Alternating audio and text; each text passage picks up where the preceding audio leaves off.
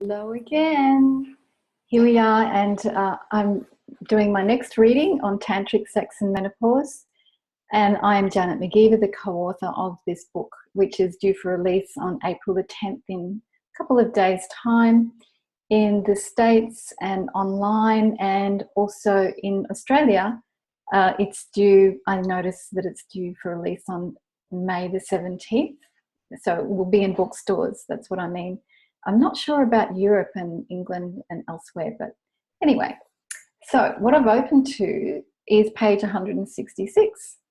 And this is actually the beginning of a chapter called Embodiment.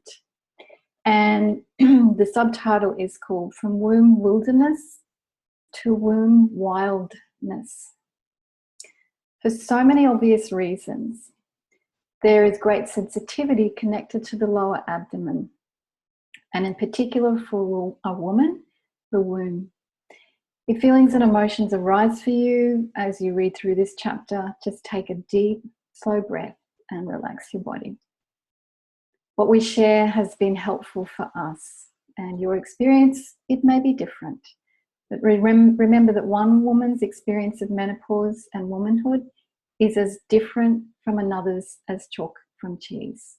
So just stay open, and because this is a delicate subject, you know. So valuing the womb. Many women have little to no awareness of the womb, the uterus. This miraculous, life-giving uterus with its capacity to hold space for the development of an embryo and the growth of a baby is a muscular organ said to be, for its size, the strongest muscle in the female body.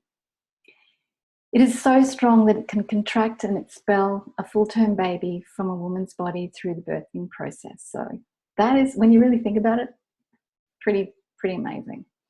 A small, fascinating organ tucked up safely within the center of the lower pelvis, of course, between the bladder at the front and the bowel at the back. It is shaped like an upside-down pear and is about the size of a fist in a non-pregnant woman. So pound for pound, the uterus, like we said, is the strongest muscle in the female body. The average weight of the uterus is from 2 to 3 ounces. This is in American measurements, and it's about 3 inches long. It could be held within the palm of your hand.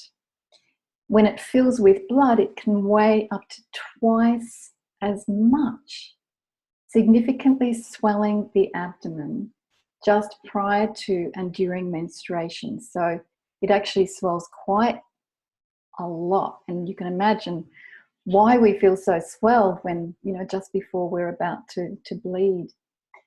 So the uterus of a woman after menopause, though, is smaller in size, a little more delicate.